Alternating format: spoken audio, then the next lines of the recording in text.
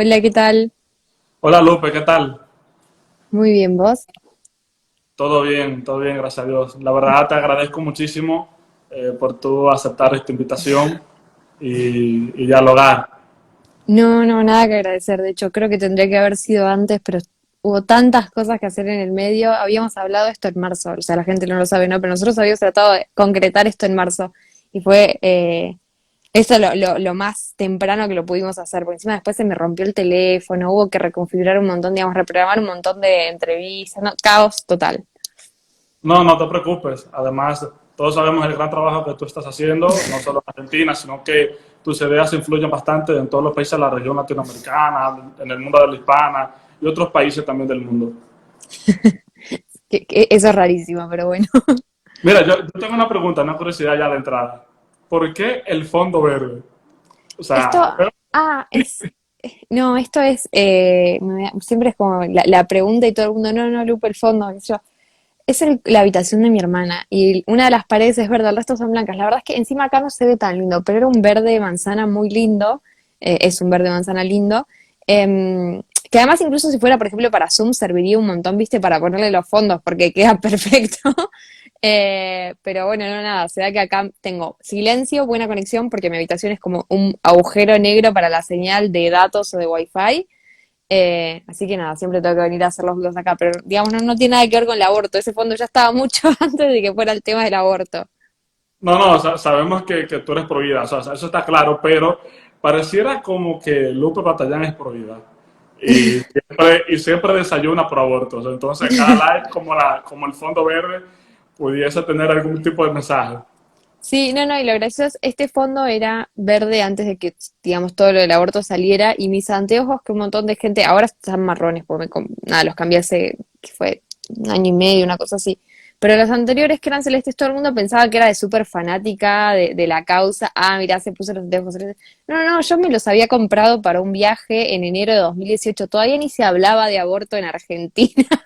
No me acuerdo si fue diciembre de 2017, enero de 2018, y después a mí me gusta mucho el azul y el celeste, digamos, son como, no sé, me van bien, me gustan para vestirme, no sé qué. Entonces tengo mucha ropa de esos tonos, pero fue mucho antes de que saliera el tema del aborto. No, no, no, perfecto, te vamos a perdonar entonces. No, no, no, te va. Así que bueno, vamos a empezar de una vez, ¿no? Dale. Lo primero es, ¿cómo tú te definirías? Con una sola palabra. Una sola palabra. No te doy dos o tres, una sola. ¿Ideológicamente o como persona? Como persona. Supongo que apasionada, porque mi hermana, de hecho, te digo, tal vez yo no me hubiera dado cuenta de eso. Hace un tiempo estuve hablando algo parecido con mi hermana, y le dije, bueno, como todo el mundo tiene esa característica que decís, es esto, ¿no? Y no sé, es así. Mi papá cuida un montón, entonces es como, suena horrible la palabra cuidador, ¿no? Fonéticamente, pero es así, es una persona que te cuida. Ana, mi hermana, es una persona que te escucha mucho. Bueno, ¿y yo qué soy? Y le pregunté, como estábamos hablando de otras personas, y a vos mi hermana me conoce mucho, es mi mejor amiga, no sé qué. Y me dice, y yo diría que vos sos apasionada, porque hay cosas en las que te entregás por completo y cuando algo no te importa, digamos, te chupa un huevo, como que no existe, no tenés equilibrio, pero eso hace que saques un montón de cosas en las cosas, digamos, que te importan, que es realmente como que de pronto pasan a ser el centro en muchas cosas, es investigación a full, militancia a full, compromiso a full, así que supongo que apasionada, con sus cosas buenas y con sus cosas malas, obviamente. Bien, bien. Y en el aspecto ideológico, No, no, no, no podría definirme. Creo que lo que más, digamos, me engloba es la lucha por los derechos humanos, digamos, los derechos humanos de verdad, no los derechos humanos como hoy se habla, ¿no? Derecho a abortar y demás es. Pero creo que lo que realmente me motiva en la política es la defensa de los derechos humanos, porque creo que muchas veces uno sobre todo ahora, ¿no? Porque vos podés tener una persona que se dice, no sé, de derecha y está a favor del aborto y uno de izquierda que está en contra, digamos, creo que incluso, no sé, por ejemplo, me acuerdo de un cartel de las marchas por la vida de, creo que fue 2018, 2019, que decía, soy socialista o soy marxista y estoy en contra del aborto, y de pronto, no sé, tenés un liberal que uno diría, bueno, pará, pero el concepto de libertad, digamos, los derechos, no, a favor del aborto. Entonces, tenés como, creo, un desfasaje tan importante entre lo que son las ideas, porque se entienden mal o porque se entienden bien, y mismo también no en los partidos políticos, que yo no me siento cómoda en ninguna, digamos, no siento que ninguna me defina completamente. Porque además muchas veces hay, digamos, posturas que tal vez no, digamos, ideologías que no sientan, digamos, postura ante algunos temas que son fundamentales, o que la postura mayoritaria de los que siguen esa corriente es tal, y yo no me siento identificada con eso. Entonces me parece que ponerme una etiqueta en ese sentido me resta, porque voy a tener que ir por ahí explicando, no, bueno, pero mira, yo soy de los X que piensan Y en esto, y de los que no, la simplifico, y yo creo que a mí lo que me motiva definitivamente políticamente es la defensa de los derechos humanos, y donde haya derechos humanos vulnerados, bueno, claramente voy a estar con una postura que sea protegerlos. Eutanasia, aborto, pobreza, digamos, incluso en algo tan, digamos, tan básico como, no sé, la seguridad.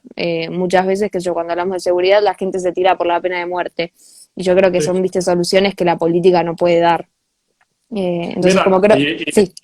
no, perdón. No, iba a decir, para cerrar, ¿no? Como los derechos humanos literalmente tocan todo, digamos, cualquier problemática de la política por ser entre hombres en algún punto va a estar hablando de derechos humanos. Yo creo que digamos, el lugar en el que me posiciono yo es en el que sea más respetuoso. No, mira, suena paradójico que muchas de las personas que apoyan el aborto hablan como un asunto de derechos humanos, mientras que la Declaración Universal de los Derechos Humanos establece su artículo 3 que todo individuo tiene derecho a la vida. Entonces, cuando uno ve todo esto, o sea, una contradicción en el aspecto de la palabra, nos daremos cuenta que existirían muchísimas falacias en el mundo del aborto. Pero también quisiera tocar con el tema de la derecha versus izquierda, porque muchas personas a veces tienen aquel concepto de izquierda versus derecha en el marco de la Guerra Fría. A ver, para explicarme, ahí está César Vidal, un doctor, una persona magnífica, que bueno, es uno de mis mayores referentes. Él habla de que la izquierda versus derecha ya no sería tan necesario para explicarlo en el día de hoy, porque en la parte de la concepción ideológica, en el marco de la Guerra Fría, la izquierda, ¿qué sería? Aquel bando ideológico que profesa el comunismo, pero nunca llegaron a tocar los temas de aborto, ideología de género, feminismo, etcétera, etcétera. La derecha, en ese marco, estaría defendiendo lo que es el capitalismo, un sistema de producción bajo la propiedad privada. ¿Qué pasa? Que hoy en día hay empresas privadas que defienden el aborto, Colgate, Avon, Nike, etcétera.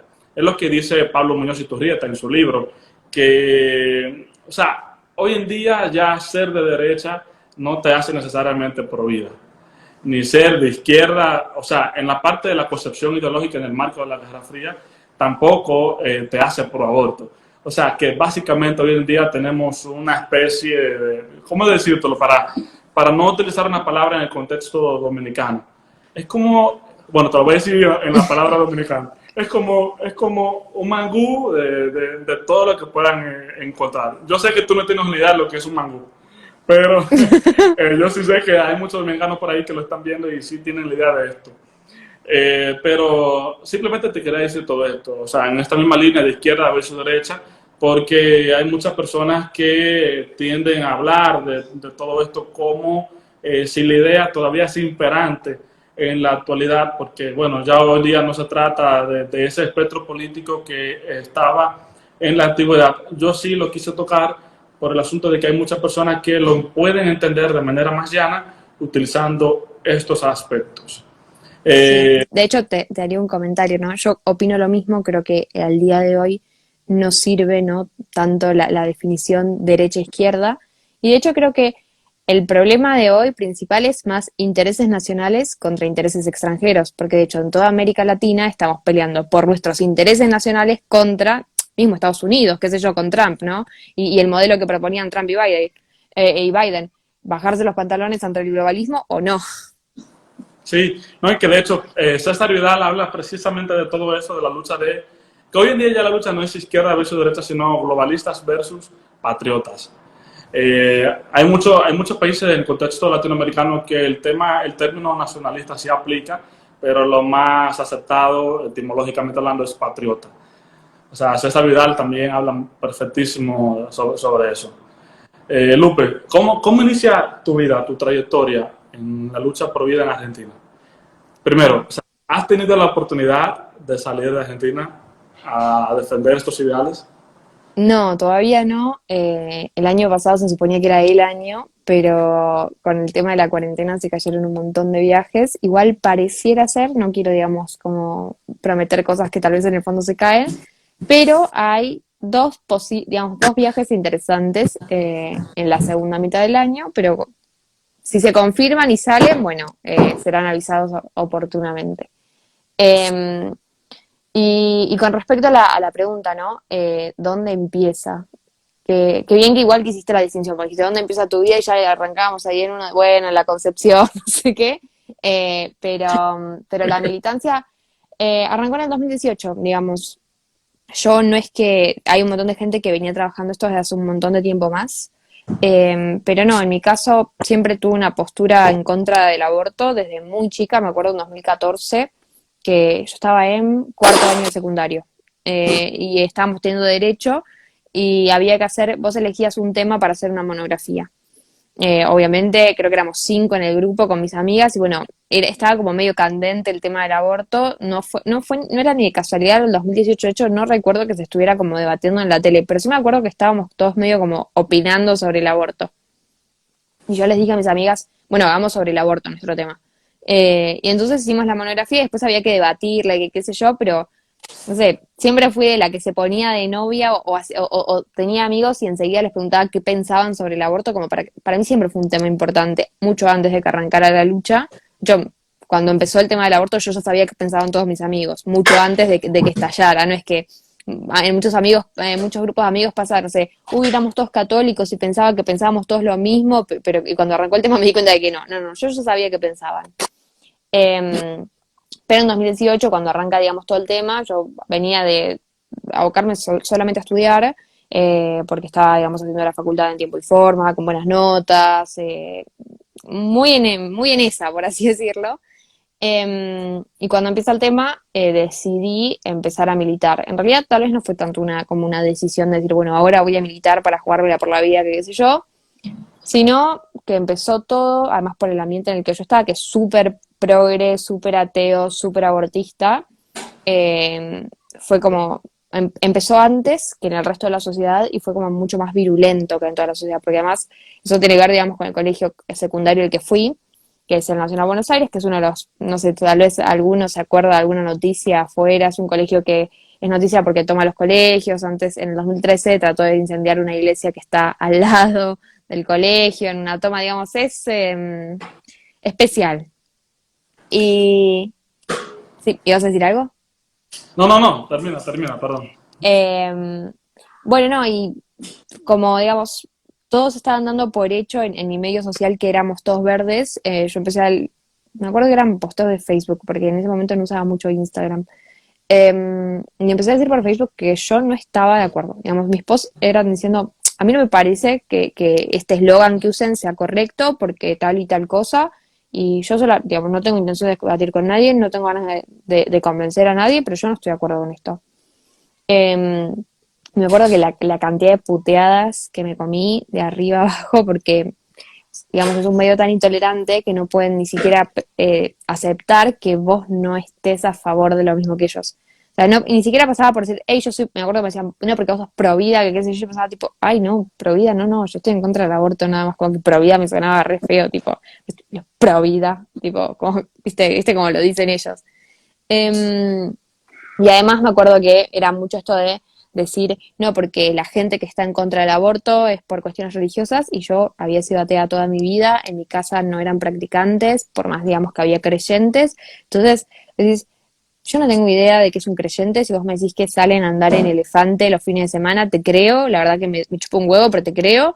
Eh, y yo no voy a tener nada que ver con una persona que está en contra del aborto por religión. Festejo que esté en contra del aborto, digamos, esto es lo único que me importa, pero la verdad es que no tengo idea de qué piensan, de qué, ¿no?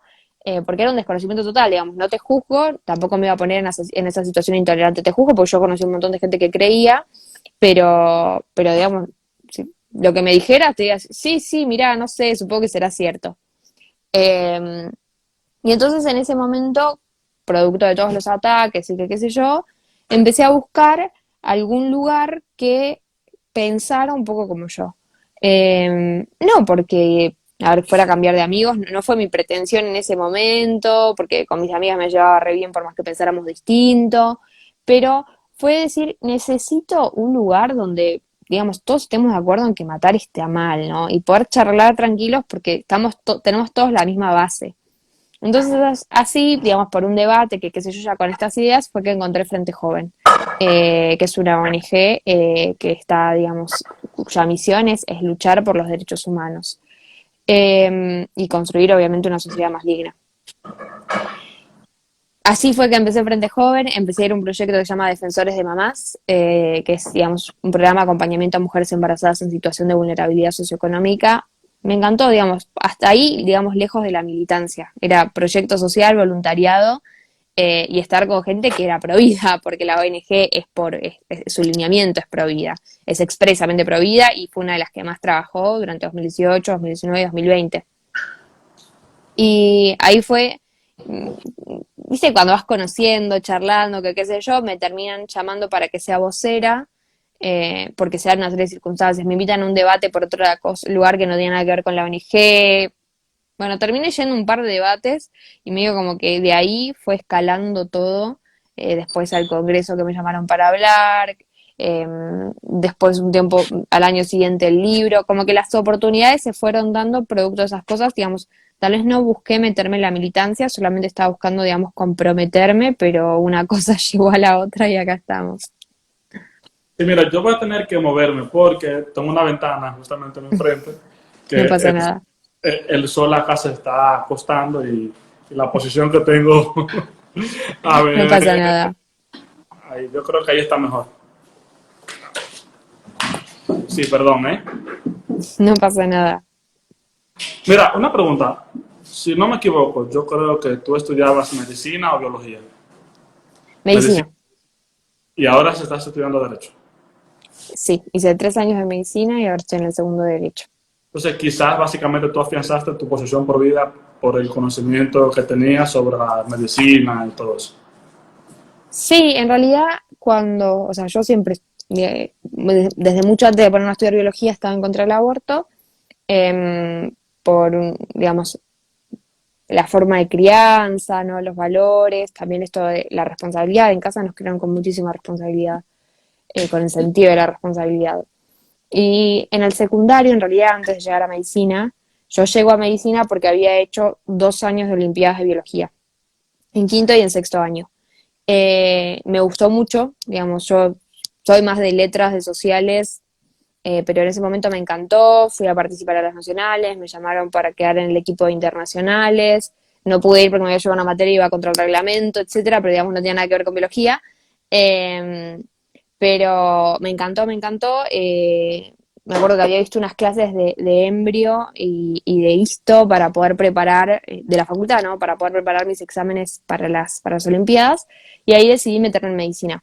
Y cuando me metí en medicina, el primer año tuve todo lo que es, ¿cómo se llama? Embriología, que no hizo más que reafirmar todo lo que yo ya sabía. Por un lado, por las Olimpiadas, que parece una tontería, pero te dan, digamos, uno puede estudiar de la biología 2 millones de cosas. Nosotros lo que veíamos en las Olimpiadas era como las principales teorías sobre las cuales se asienta la biología. Entonces, si vos entendés eso, medio como que entendés todo después, entendés el paradigma. Mucha gente piensa porque, no sé, yo tengo un cuerpo y vos tenés un cuerpo, es súper fácil y es como sociales. Agarro un periodo de la historia, lo estudio y voy a entender todo.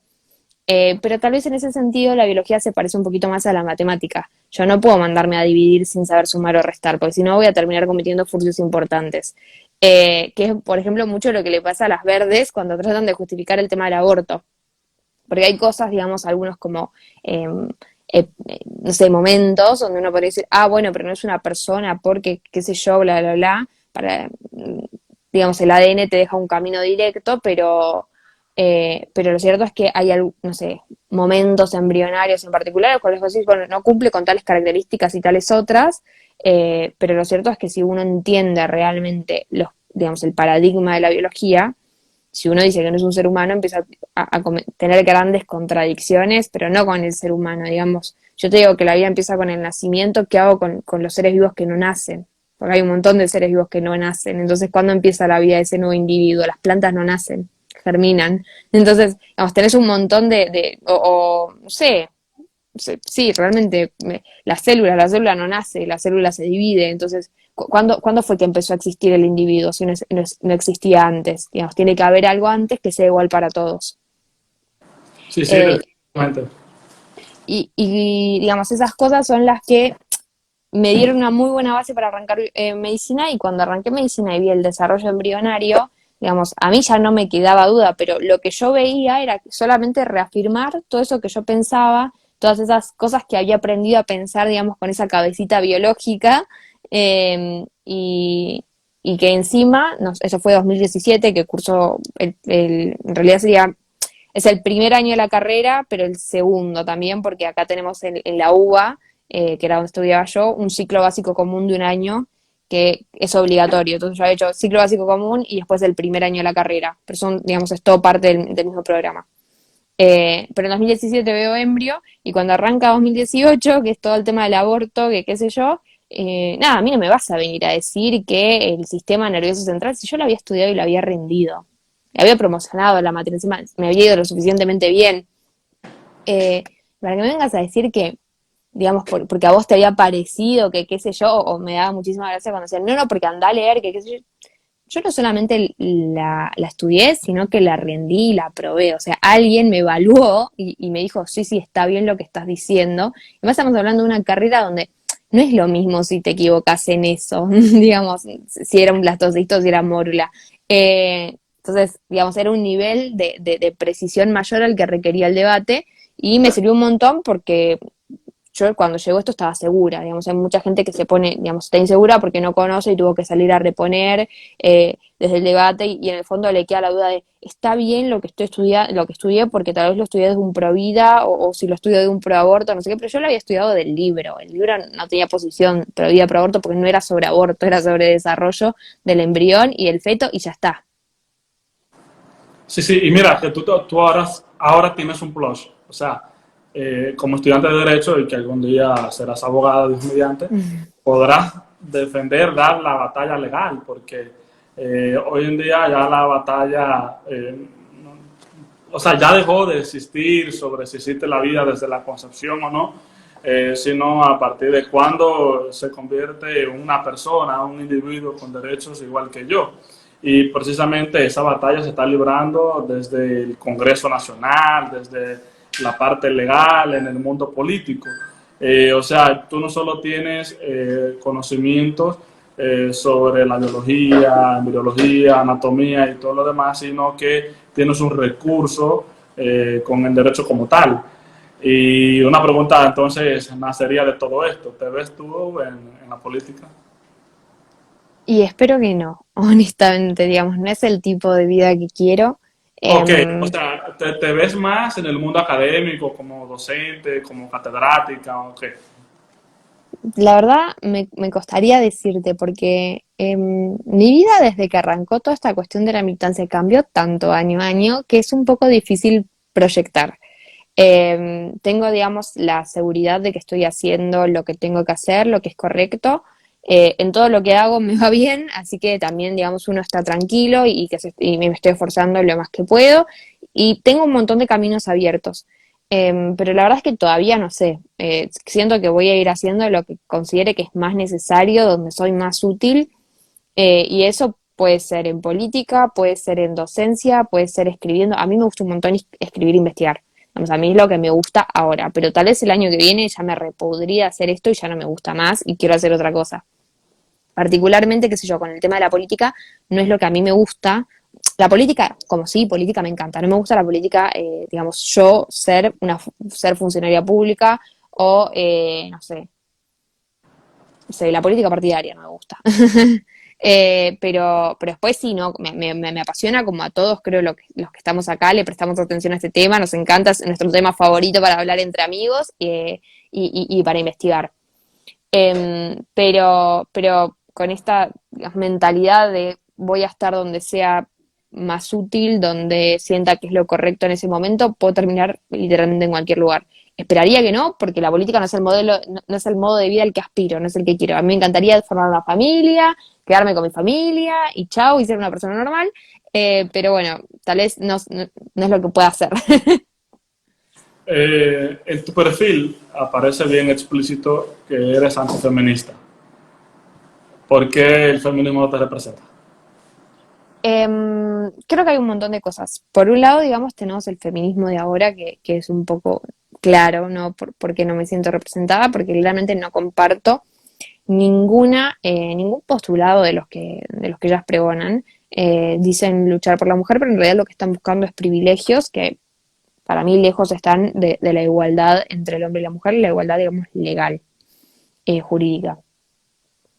Por otro lado, creo que también incluso hay digamos, un mal concepto, ¿no? De que los hombres y las mujeres somos iguales, y yo no creo que somos iguales.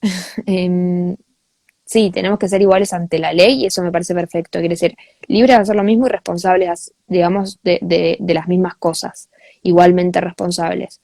Pero después el resto, somos todos distintos. Pero porque no creo que esté bien decir que el hombre tiene que ser igual a la mujer porque tenemos diferencias biológicas marcadísimas.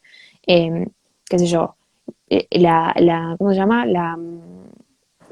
La diferencia hormonal a la que estamos expuestos nos va a hacer, eh, en principio, con diferencias marcadas entre hombres y mujeres. Pero además, no todas las mujeres son iguales unas a las otras, igual que no todos los hombres son iguales unos a los otros. O sea, a mí eso ya de colectivizar a la gente me rompe bastante las pelotas. Perdón por la palabra, ¿no? Pero es así. Y creo que el feminismo lleva esto a los colectivismos todo el tiempo. Eh, por otra parte, digamos, estamos hablando de lo que es el feminismo de antes. Tengo realmente mis dudas, producto de investigar un poco, ¿no? De que todos los grandes logros en materia de derechos de las mujeres hayan sido realmente del feminismo. Porque muchas veces se confunde el hecho de que porque una mujer hizo algo para conquistar sus derechos, ¿no? Para conseguir que sus derechos fueran efectivamente reconocidos o que los pudiera llevar los llevar a la práctica, eh, es porque esa mujer era feminista. Y yo sinceramente no creo que sea así. De hecho, ejemplos, por poner un ejemplo, ¿no? Lo que es la historia argentina. Uno de los grandes momentos en los cuales las mujeres, de hecho se reconoce un montón, es el momento en el que las mujeres adquieren el derecho al voto. En realidad ya lo tenían por leyes anteriores, pero no era efectivo. El momento en el que se efectiviza eso es con Eva Perón, que era, digamos, la esposa de la primera dama, ¿no? Y Eva Perón era profundamente antifeminista. La mina decía que las mujeres eran resentidas, las feministas eran mujeres resentidas de no haber podido ser hombres, digamos, que no aceptaban su rol de mujer, que era la crianza, la familia, digamos, otras ideas. No quiere decir que sea lo que hay que seguir, pero ahora cuando uno revisa la historia, ahora, desde hoy, ¿no? De esa historia superficial que te cuenta el feminismo, que abunda en los medios de comunicación, Eva Perón era feminista, era abortista, digamos, era un montón de cosas que cuando uno va a ver la razón por la cual hizo ella las cosas, lo que decía, no era así. Eso por un lado, entonces ya te lleva a rever el resto de la historia y dices, pará, pero ¿realmente le debemos tanto al feminismo? Porque si hubo un montón de mujeres que hicieron cosas, digamos, conquistando sus derechos en contra de las feministas del momento, quiere decir que el problema no son las feministas de ahora, porque estamos hablando de 70 años atrás. Y por otro lado tenemos el hecho de que, me olvidé lo que estaba diciendo, sí, me olvidé lo que estaba diciendo. Eh, sí, me ha tocado vivir, digamos, conocer a muchas mujeres que fueron las primeras en hacer algo, ¿no? Y ellas nunca te dicen, no, yo fui a hacer tal cosa porque quería empoderarme y luchar por mi autonomía y porque el de los derechos de las mujeres. No, no, no, no, no. Todas esas grandes mujeres que fueron pioneras en lo que hacían, en general lo que te dicen es, yo sabía que tenía este derecho y nadie me iba a venir a decir que no podía. Pero no era por una cuestión colectiva de lucha, no, no, era porque a mí no me vas a decir que no puedo. ¿Qué me importa el resto? Yo sí puedo. Entonces, eso es muy distinto cuando uno mira, y de hecho, cuando te pones a investigar las historias de las mujeres que hicieron grandes cambios, es muy común. Digamos, no era esta lógica de, ah, no, los derechos de las mujeres, soy una feminista convencida. No, no, a mí no me vas a venir a decir que no puedo y chao y listo. Entonces, cuando uno empieza a ver esas cosas que, a ver, está re bien tener esos desafíos, no es que se desmerece su logro porque la mina lo hizo por una ambición personal.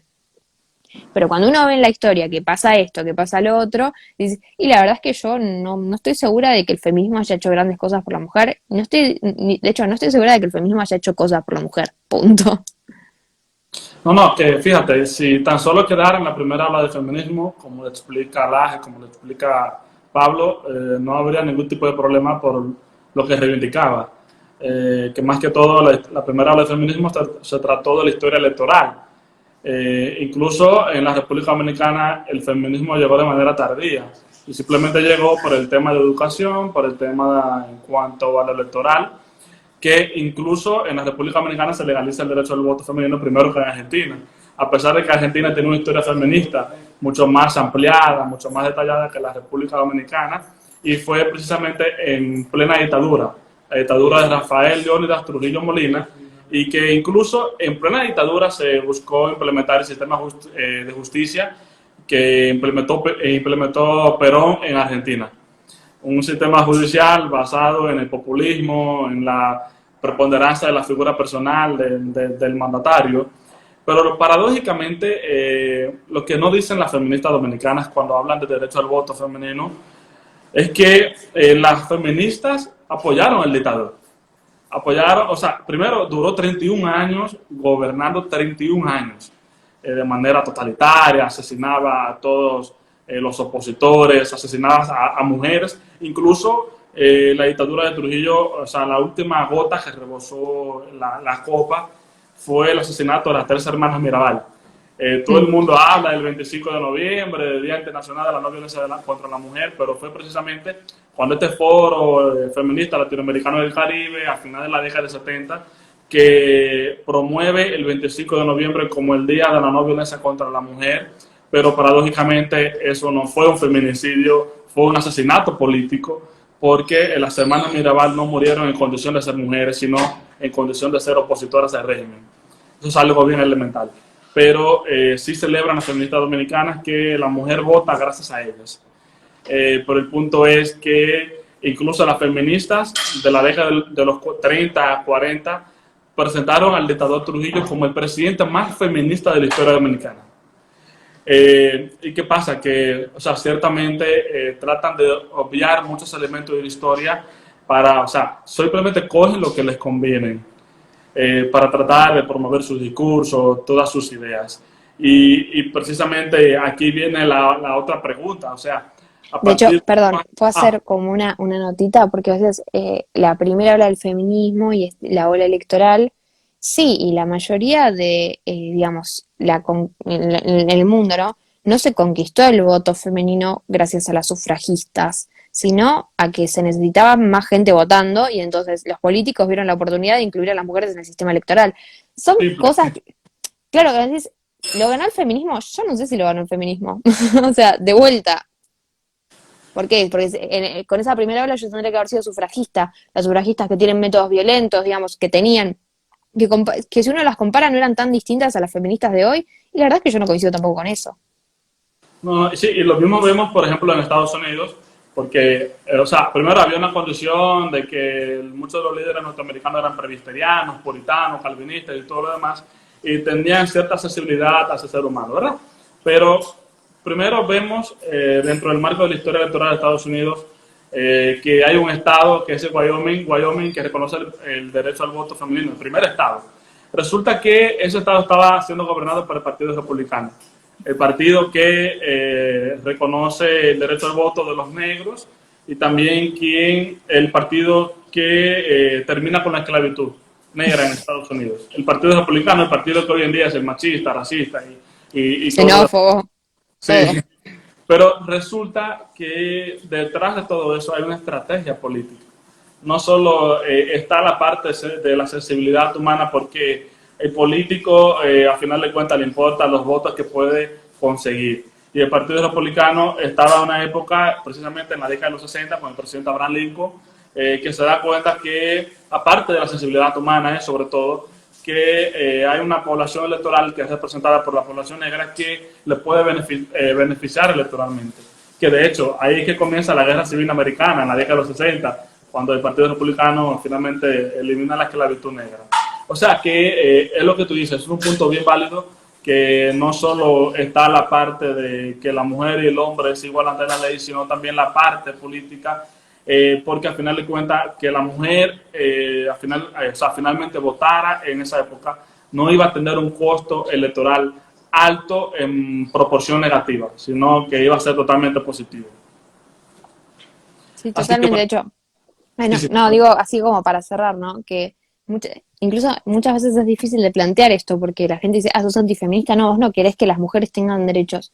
No, no, no, yo no tengo, digamos, cuando yo estoy hablando de antifeminismo, no estoy hablando de derechos de las mujeres, estoy hablando de mi postura ante otra postura ideológica. Yo no concuerdo con esa postura ideológica. Ahora, estoy a favor de que las mujeres tengan derechos, y obvio, porque soy mujer, porque estudio, porque trabajo, porque, digamos, pero no porque estoy a favor de que las mujeres tengan derechos, estoy a favor de que la dignidad humana sea respetada y los derechos de todos sean reconocidos. Listo. A mí no me interesa hacer distinciones entre hombres y entre mujeres. mira, de este tema que estamos tocando recientemente, nacería otra pregunta.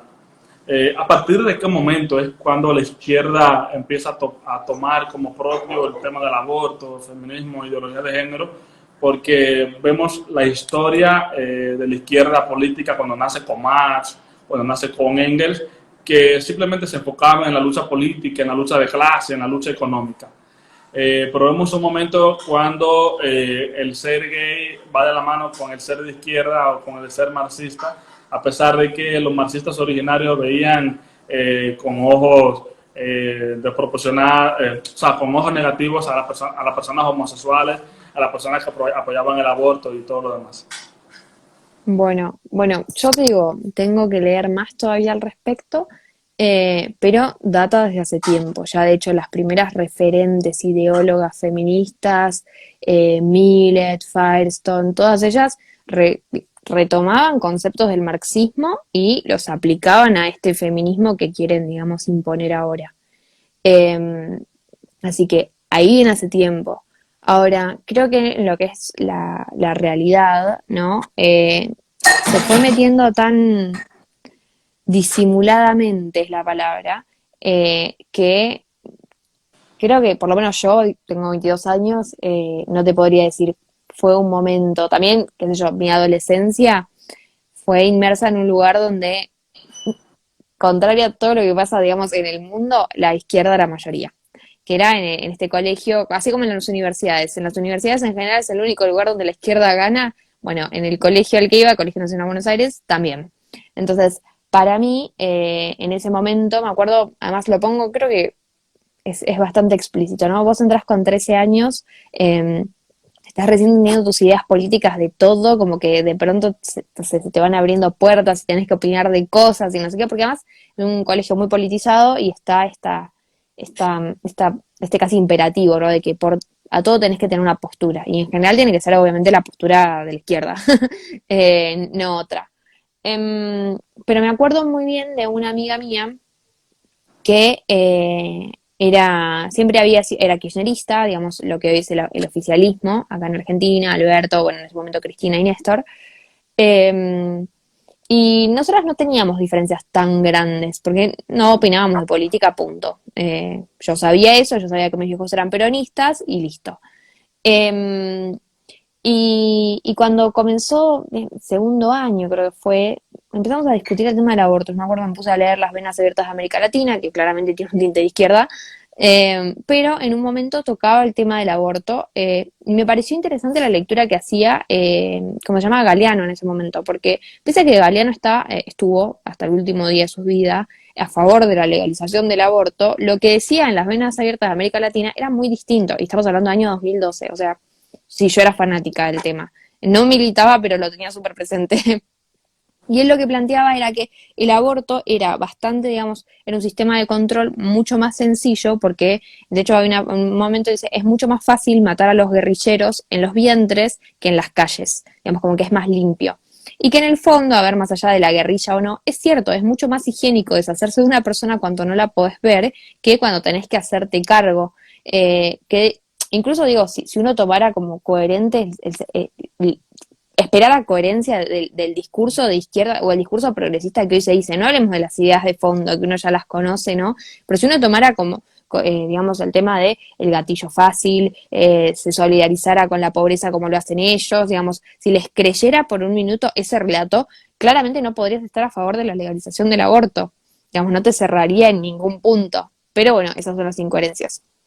Y me acuerdo que eh, ella en ningún momento había asociado su postura kirchnerista, que bueno, sabemos claramente que el kirchnerista eh, es progresista, digamos, es en ese momento me acuerdo que había una diferencia entre kirchnerismo, no había una diferencia entre kirchnerismo y peronismo, ¿no? Y entonces se pensaba que todos los kirchneristas eran peronistas. Y dentro de los peronistas no todos son progresistas, no sé qué tanto conocerás. En Argentina dentro del peronismo hay de todo, hay de izquierda, de derecha, Hay nacionalistas, hay progresistas, hay hasta hay de todo. conservadores. Claro, mi papá es peronista y es conservador, o sea, de lo que dicen los peronistas tradicionales. Porque yo creo que, Pero, por ejemplo, sí. hay uno de Argentina que se llama Guillermo Moreno. Creo que él es peronista, pero también nacionalista y no sé qué más.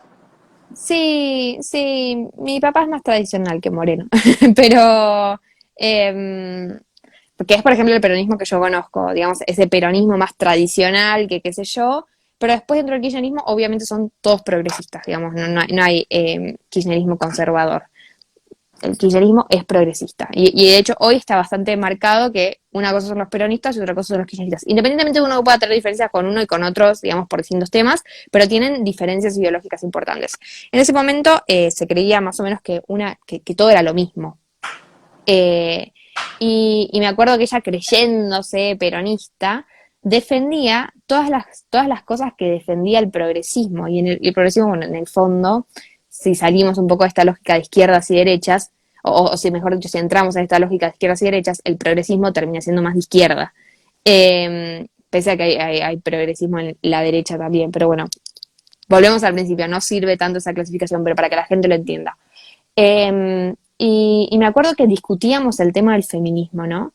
Y era re loco como ella terminaba defendiendo este sistema, digamos, que propone el marxismo totalmente, pero ella, ojo, ella pensaba que no era de izquierda, porque zurda no era, que ella era peronista, porque era kirchnerista, digamos, como que se fue infiltrando tan despacito que la gente realmente no se dio cuenta. Obviamente yo ahora la veo y no me queda ni duda de que es progresista, pero me acuerdo en su momento discutir cuando empezaba a aflorar en ella el tema del feminismo y nos venía con el acoso callejero y nos están matando y el ni una menos y que qué sé yo. Y yo pensaba, no, esta flaca está teniendo un delirio cósmico en la cabeza, nos cagamos de risa y le hacíamos chistes machistas para hacerla enojar a propósito, pese a que ninguno pensaba eso. Pero la verdad es que el vínculo es tan estrecho, pero a la vez, digamos, socialmente está tan oculto. Creo que ahora, ¿no? Ahora es mucho más fácil para todos, pero hace unos años no era así. De hecho, cuántas veces se nos fueron pasando las cuestiones de género, cuántas veces votamos a gente que pensábamos que era conservadora y lejos de eso venía a instaurar estas leyes súper progresistas bueno, que en el fondo, claramente, si tomamos esto de que el feminismo tal cual está planteado hoy tiene sus inicios en el marxismo y de hecho es la, la forma de concretizar y de hacer, como se dice, me va la palabra, para hacer viable, ¿no? Dentro de todo este marxismo. Bueno, terminaban siendo estos conservadores en palabras, pero después hacían pasar todas las leyes de ellos.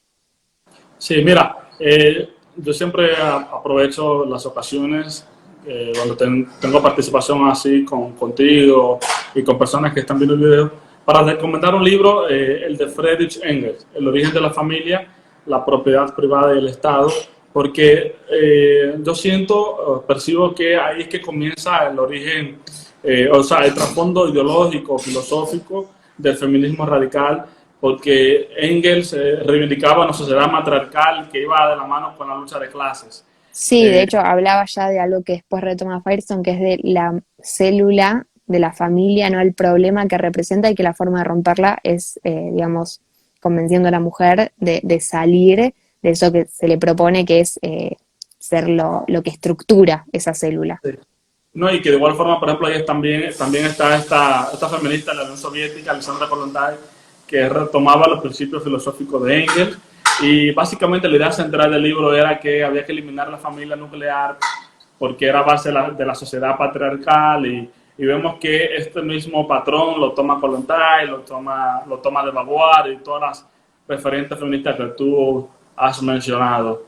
Pero bueno, básicamente ya aterrizando con el tema, Argentina y República Dominicana, me gustaría saber la situación del aborto en Argentina.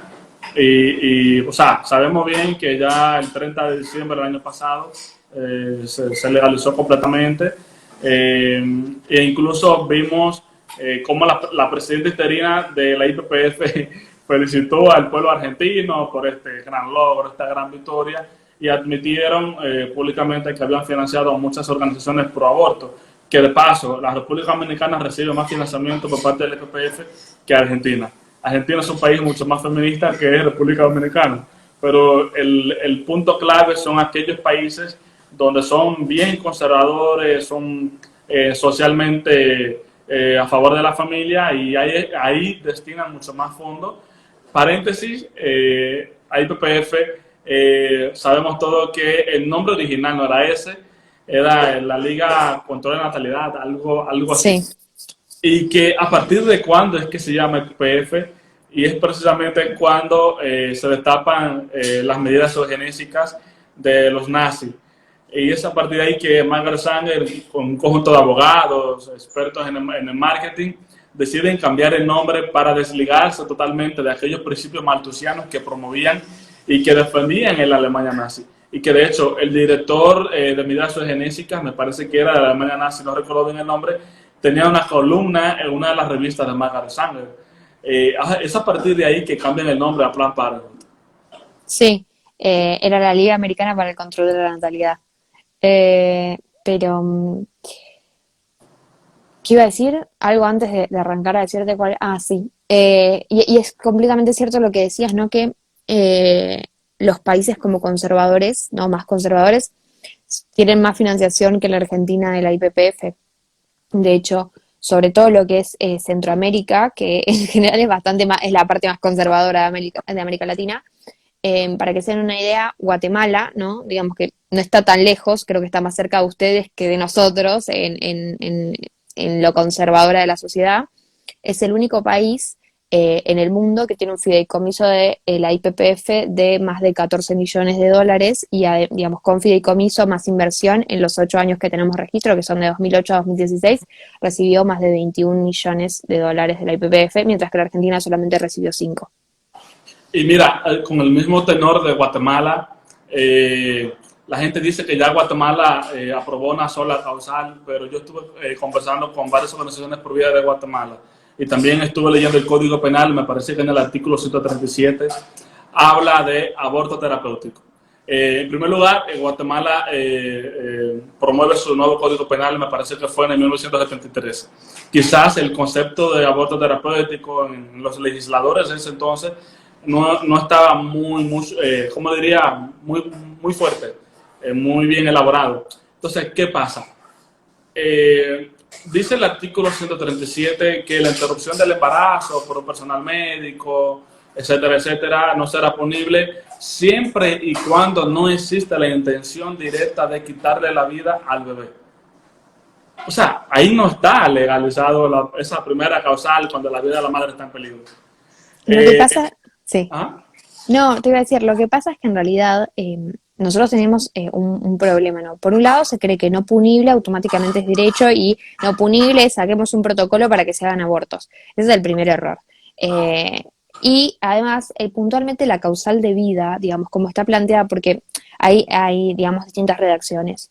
Que no se quiera ocasionar la muerte del niño, y además suele tener bastantes requisitos, que sea la única forma de salvar la vida de la mujer, que sea practicado por un médico con el consentimiento de la mujer, digamos, hay que dar un montón de requisitos que después en los protocolos no se cumplen, porque muchas veces media el poder político que viene a legalizar de facto el aborto cuando en el derecho dice otra cosa.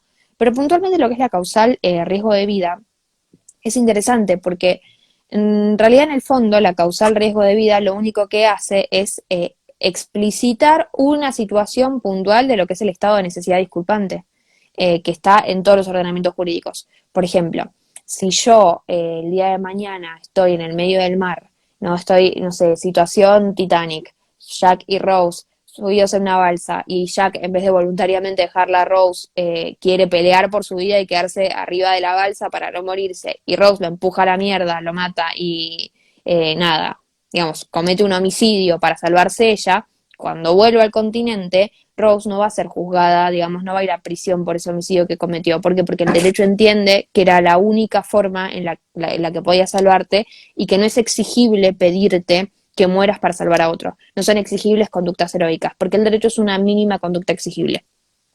Eso mismo aplica, digamos, el caso de El Salvador, por ejemplo, caso el que tienen ustedes en República Dominicana. Eso es lo que, digamos, ese es el estado de necesidad disculpante. Por esa razón las mujeres no van presas pese a que el aborto es completamente ilegal.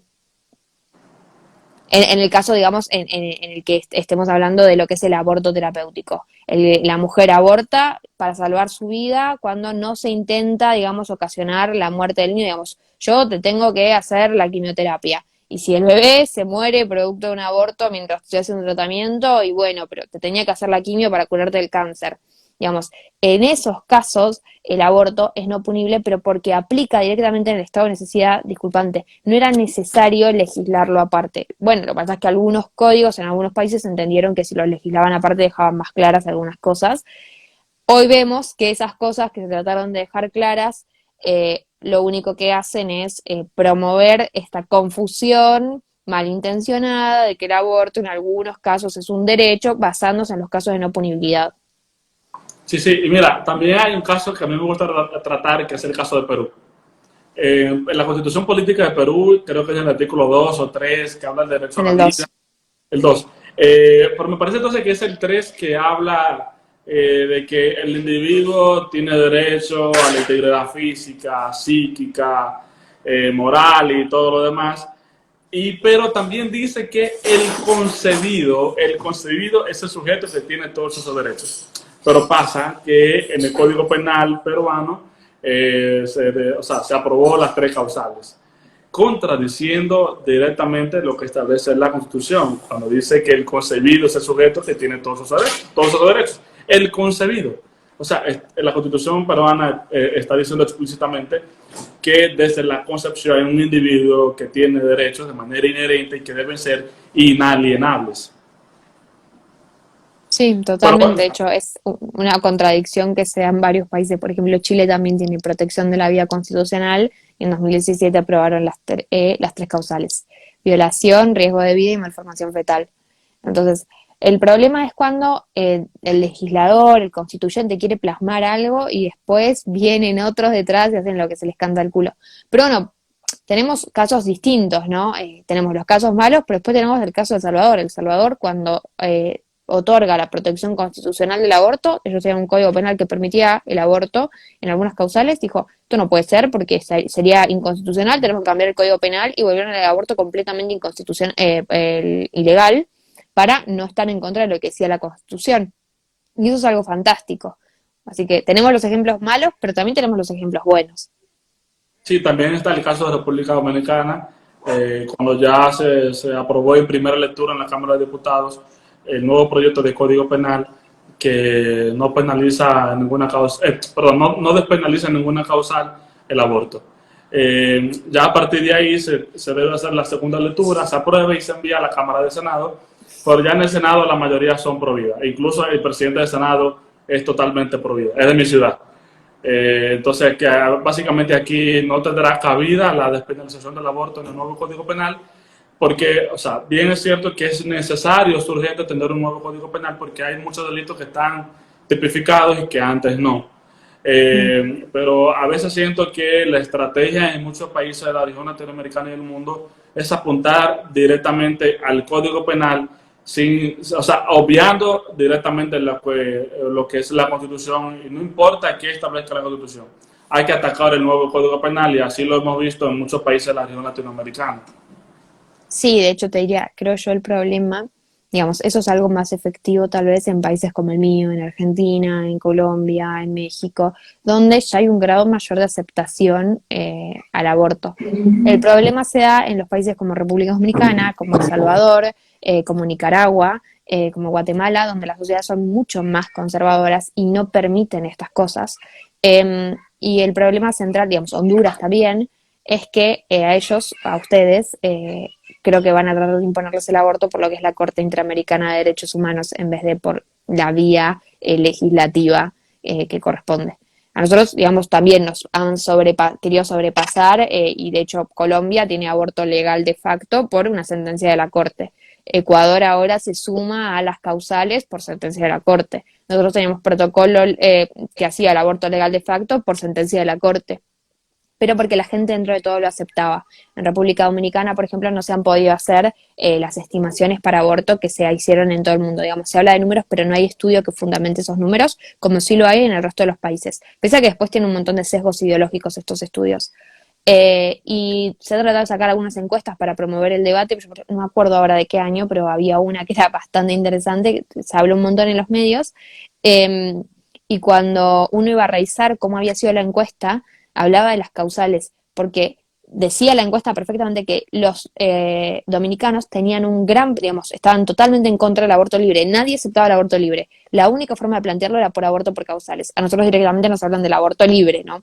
Digamos, son esas pequeñas batallas que tienen ganadas ustedes, pero por esa misma razón tienen que alertarse por lo que es la Corte Interamericana de Derechos Humanos. A El Salvador, como no han podido, digamos, instaurar el debate, como la sociedad no acepta el debate del aborto, lo que han tratado de hacer, que es y de hecho vamos a tener en junio la sentencia de la Corte Interamericana con el caso Manuela, que es la primera vez que la Corte Interamericana se expide sobre el tema del aborto, donde probablemente termine fallando en contra de El Salvador, haciendo que indemnice a la familia, pero además exigiéndole que legalice el aborto en 3 causales, y el problema de esto es que la Corte hoy pretende aplicar el control de convencionalidad, que no es un mecanismo previsto en la carta que le da origen a la Corte, en la Convención Americana sobre Derechos Humanos. Entonces, por una vía completamente ilegal, están tratando de instaurar el aborto en aquellos países donde saben que no tienen posibilidad por vía legislativa, no tienen posibilidad de instaurar el debate, con lo cual creo que también está bueno tener en cuenta para los países, digamos, como el tuyo, que no sos puntualmente El Salvador, pero que tenés una realidad muy parecida, que es importantísimo seguir este tema, el caso Manuela, porque obviamente también lo va a afectar a República Dominicana. A nosotros nos corrían con la obligatoriedad de legalizar el aborto por el caso de Artavia Murillo, que es de Costa Rica, que es de fertilización in vitro, ni siquiera es de aborto, porque tenía una argumentación parecida. Imagínate cómo, con qué presión van a, digamos, por así decir, no quiero usar la palabra joder, pero sí, bueno, como que van a molestar en los países donde no tienen digamos, no tienen posibilidades cuando tengan un fallo puntualmente sobre aborto. No, y el caso de Manuela, que es un caso lleno de mentiras, porque lo quieren presentar como una emergencia obstétrica cuando realmente fue un asesinato. Entonces, básicamente, o sea, están instrumentalizando un caso parecido, diría yo, en términos legales, como fue el caso de la Suprema Corte de Estados Unidos en el 73. O sea, un caso lleno de falacias y mentiras, para precisamente apuntar a las emociones, sentimientos de la mujer, porque ciertamente es la más afectada directamente. Totalmente, de hecho, en el caso puntualmente de Manuela, es un homicidio agravado por el vínculo, ella mata al bebé cuando ya había nacido y lo quieren presentar con esto de emergencias obstétricas. En realidad lo que te están queriendo decir, y el relato que se armó fue un aborto espontáneo, y El Salvador es tan retrógrado que penaliza a una mujer hasta con 30 años de prisión por un aborto espontáneo. Y como esos están los casos de las 17 más, que en realidad es un número simbólico, son más de 80. Y admitidos en la Comisión Interamericana hay 12 casos más de esos, digamos, de las 17, que vienen después de Manuela. Digamos, si no sale la sentencia con Manuela, va a salir con alguno de los 12, porque a eso están apuntando. Y el problema de todo esto es que en realidad la pena de 30 años de prisión es por homicidio agravado por el vínculo, que es la pena mínima, porque la pena máxima es de 50, digamos, en todos los casos se decidió por la pena mínima, a pesar de que son aberrantes. Uno puede ver, digamos, las sentencias son públicas, las fotos de los bebés estrangulados, de los bebés apuñalados, y la verdad es que esto se deja de lado todo el tiempo porque se armó un relato, o casualidad, con el Centro de Derechos Reproductivos de Nueva York, que es un, digamos, un estudio de abogados que recibe más de $500.000 por año de la IPPF para hacer litigio estratégico en casos sobre aborto y lograr, digamos, de esa manera legalizar el aborto en los países. Sí, mira, con el mundo, o sea, sobre el tema de las falacias y mentiras sobre aborto, yo entiendo que también deberíamos derrumbar una falacia, una mentira, que es, solo son 6 o 7 países del mundo que mantienen totalmente legal el aborto, y mi apoyo precisamente de una organización que tú acabas de mencionar, que es el Centro de Derechos Reproductivos, que tiene sede en Nueva York y que es financiada años tras años por la IPPF. Y ellos habían publicado el 23 de febrero de este mismo año un mapa, una infografía, con los países donde mantenían el aborto totalmente ilegal. Y la lista era un total de 24 naciones en el mundo. Y no tenía el Vaticano, tampoco tenía Gabón ni las Islas Marshall. Yo no he encontrado ningún registro donde la legislación sobre el aborto en Gabón y las Islas Marshall ha cambiado. O sea, mencionamos también el caso de Guatemala, cómo hay una manipulación lingüística en el propio Código Penal, cuando el mismo establece de entrada que no será punible la interrupción del embarazo si hay una intención directa de terminar la vida con el bebé. O sea, que no solo son 6 o 7 países en el mundo que mantienen ilegal el aborto. Y vemos también en el caso de Europa del Este, países como Polonia y también Hungría, que están retrocediendo en cuanto a la legislación del aborto que tienen, endureciéndola completamente, y simplemente tenemos que seguir difundiendo la verdad, afianzando los movimientos por vida en la región latinoamericana sobre todo, y por eso te preguntaba, ¿no? Sobre la situación del aborto en nuestra región y todo lo demás, porque es importante saberlo y que mucha gente sepa la verdad. Sí, de hecho me olvidé, creo que hicimos, hablamos de un montón de países y no te dije cómo está en Argentina. Bueno, en Argentina claramente el aborto ya es legal, eh, pero afortunadamente, digamos, yo tenía muchísimo miedo de que después de que se legalizara la gente se distanciara del tema, dejara de prestarle atención, tipo ya pasó, ya se aprobó, que es algo que pasó en muchísimos países, y que en el fondo hace que sea mucho más difícil revertirlo. Pero lejos de eso, noto un movimiento pro vida muy activo, eh, muy indignado, y además el tema del aborto queda como una gran traición en el ideario argentino, ¿no? Hace un par de días salió una encuesta de Giacobbe, fines de abril, la hizo la última semana de abril, es uno de los mejores encuestadores políticos de Argentina, digamos, para cuestiones electorales y para temas así de debate social, y decía que el 60% de los argentinos está en contra de la legalización del aborto y solamente un 34% está a favor. El resto, digamos, no sabe, no contesta. Eh, y es increíble porque estamos hablando de 4 meses después de la legalización y el tema sigue siendo importante como para seguir preguntándolo, pero además sigue, digamos, el pueblo argentino sigue estando en contra de esto. Yo creo que está buenísimo eso porque, pese a que tal vez por vía constitucional es más difícil, digamos, declarar la inconstitucionalidad, porque bueno, ahí ya media los intereses políticos de la Corte y todo esto que todos conocemos. Pero creo que es muy, digamos, es esperanzador porque si yo cambio los números para conseguir una mayoría celeste en las dos cámaras, se termina el aborto, y se puede derogar la ley sin ningún problema. Habrá que ver, digamos, si lo podemos hacer. Los números no estábamos tan lejos, no es que era un pro vida y el resto de la cámara era todo verde. Son una diferencia de 20, 30 votos en la Cámara de Diputados, porque nosotros somos 2 millones de diputados más o menos, y creo que es más o menos de 10 en senadores. No recuerdo exactamente, digamos, los números ahora, pero para que se den una idea, si uno pudiera cambiar esas cifras, claramente con 20 y con 10 está más que asegurada volver a la restricción del aborto, e incluso se podría ir más allá, digamos, podríamos tratar de sacar las causales. Ya igual habría ahí que modificar directamente el Código Penal, ¿no? Pero digamos, con un buen trabajo dentro del Congreso, concientizando, se podría, digamos, presionar para que de pronto un próximo proyecto del Código Penal no incluyera el tema del aborto. Pero bueno, depende de cómo podamos organizarlos políticamente, porque la realidad es que la sociedad está mayoritariamente en contra. Sí, mira, en República Dominicana ya no será posible cambiar la trayectoria del nuevo Código Penal sin la despenalización del aborto de tres causales. Entonces, el movimiento pro aborto de la República Dominicana trata de pujar por una nueva ley especial que busque despenalizar el aborto por tres causales. En ese debate, tú como activista pro vida, gran referente para mí, ¿qué tú recomiendas a los dominicanos? Y yo creo que tienen que aprovechar, digamos, por ahora tienen una situación, por así decirlo, privilegiada, ¿no? Porque tienen un Congreso que los acompaña y porque socialmente tiene fuerza el reclamo. Creo que tienen que aprovechar para trabajar desde ahí, porque muchas veces nosotros, qué sé yo, en Argentina, en México, en Colombia, estamos corriendo desde atrás. Ya trabajaron un montón en los congresos, trabajaron un montón en la sociedad y digamos, hay una gran aceptación y naturalización del aborto.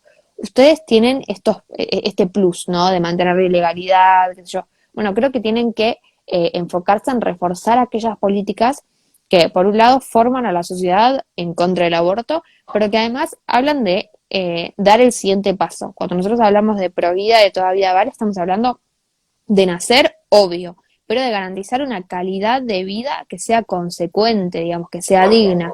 Entonces, en ese sentido, yo creo que para ustedes, digamos, que están en una de las situaciones, de las mejores situaciones de Latinoamérica, les toca ir por reducción de la mortalidad materna, por un trato digno, digamos, dentro de los hospitales para las mujeres, sin lo que es la violencia obstétrica, que es una causa que fue muy, muy copada por la izquierda y por el feminismo, pero que en realidad nos compete a todos, eh, por, digamos, las mejoras y además la aceptación social de la adopción, porque también hay mucho prejuicio en torno a la adopción, más allá de lo que dice la ley.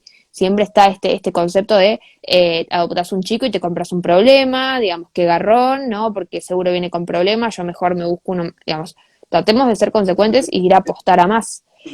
Porque cuando uno más trabaja en esto, digamos, refuerza la cultura de la vida. Y es mucho más difícil que de pronto cuando vos, digamos, ya avancé 10 pasos, me quieras discutir algo que está 10 pasos atrás. Me tenés que empezar a discutir desde lo más reciente, desde lo más chiquito.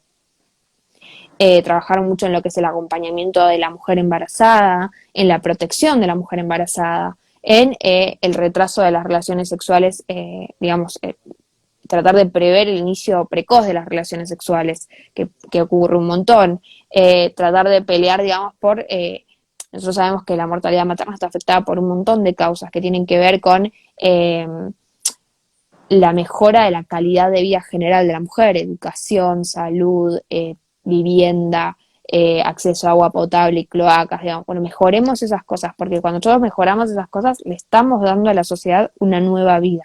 O sea, no solamente estamos trabajando sobre la mujer embarazada, estamos trabajando sobre sus hijos, sobre su marido, sobre las clases sobre todo más vulnerables, sobre las personas más vulnerables. Entonces, ahí tienen un montón para crecer. Yo creo que ahora, digamos que tienen sí, las feministas van a seguir tratando de meterlo en el Código Penal. Creo que es el momento de no dejarse y empezar a luchar por esas otras cosas. Entonces, la verdad es que cuando uno está haciendo, también es mucho más difícil que me vengan a decir, no, porque el aborto hay que legalizarlo para reducir la mortalidad materna. ¿Qué me estás diciendo? Si yo ya estoy trabajando para reducir la mortalidad materna, te presenté este proyecto, hicimos esta política, y además sirve para informar a la sociedad, ¿no? Con esto que es fomentar esta cultura de la vida de la que tanto se habla, ¿no? Sí, mira, ya una última pregunta. La última, te prometo que es la última. Aquí en República Dominicana hay un grupo pro vida juvenil, ¿no? Que o sea, está librando la batalla cultural, librando la batalla por la vida, se llama Latidos Pro Vida. Y solo no estamos en República Dominicana, sino también en Perú, también en Nicaragua, lo que se llama Latidos Pro Vida Latán. Y ciertamente la pregunta que yo te hago es en nombre de todos ellos. ¿Cuáles son tus referentes y cómo dar la batalla por la vida? Referentes en el tema del aborto, bueno, O es en mi la mamá. batalla cultural. En la batalla, lo que pasa es que yo no me guío por nadie. Creo que hay un montón de gente que es súper valiosa, digamos, qué sé yo, Agustín, Pablo, digamos, uno puede encontrar un montón de personas que claramente las ves y se están jugando un montón, están recomprometidos y celebro que estén tan comprometidos porque además hace que, digamos, lo hacen sentir a uno acompañado. Eh, pero no sé si tengo, digamos, mis referentes. Nunca seguí personas, sino que sigo ideas y mis ideas son lo que creo que es una sociedad más justa. Entonces, en base a eso me voy guiando. Creo que también se ve un poco en cómo empecé a militar esto. Nunca busqué la militancia, me cuesta incluso definirme en una idea política, pero tengo un norte, que es hacia donde se respete el hombre y su dignidad, y allá vamos. Entonces, la verdad es que me cuesta un poco guiarme, digamos, por gente en particular o tener referentes en un tema. Eh, pero bueno, claramente sí hay gente muy valiosa, conocida, como pueden ser Agustín, Pablo, qué sé yo, también gente que no es conocida así públicamente, pero que incluso para mí, qué sé yo, Francisca de Sebalcusa, María Urraza, que son, digamos, dos médicas que están súper comprometidas con el tema, una chilena, otra argentina, y que me han ayudado un montón para poder comunicar mejor, para informar mejor, para tener mejores fuentes. Yo tal vez no fijaría el rumbo, digamos, en personas, sino en todo lo que podemos hacer juntos. Pues no creo que seamos, de hecho, muchas veces me dicen, no, no, vos sos un referente.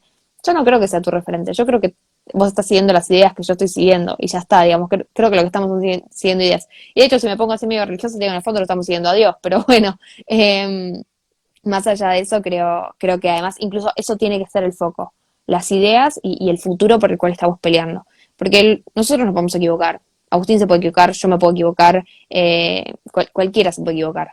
Y está bueno tener en cuenta, digamos, que el norte era la idea, porque cuando uno se equivoca también está bueno que te corrijan, ¿no? Y que te hagan darte cuenta de que te equivocaste.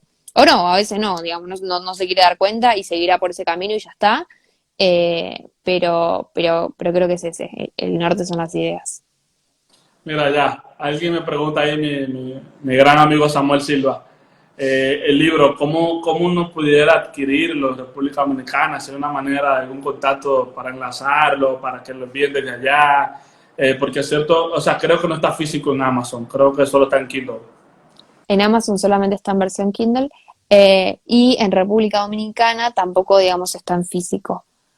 Lo que podrían hacer, si les interesa mucho, es tratar de fijarse si alguno de los países que lo tiene, que en Guatemala se imprime, en México se imprime, en Colombia se imprime, en Argentina se imprime, les hacen el envío. Depende mucho, digamos, yo desconozco cuál es la situación mundial de cada uno, si hacen envíos o no hacen envíos.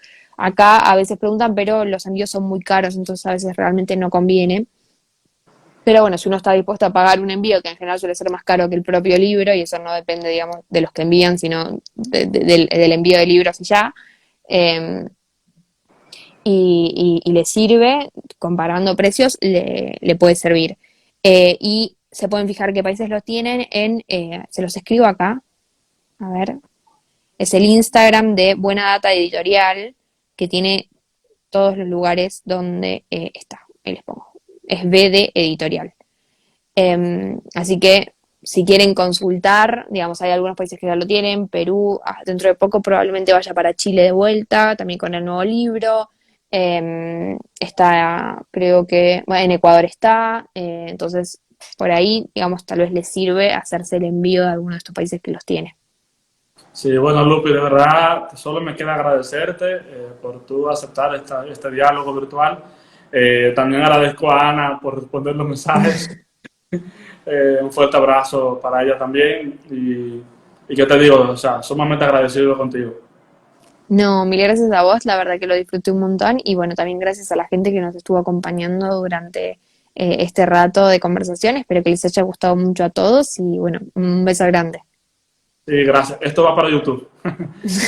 Gracias, Lupe. Bueno, chau, chau. Bye.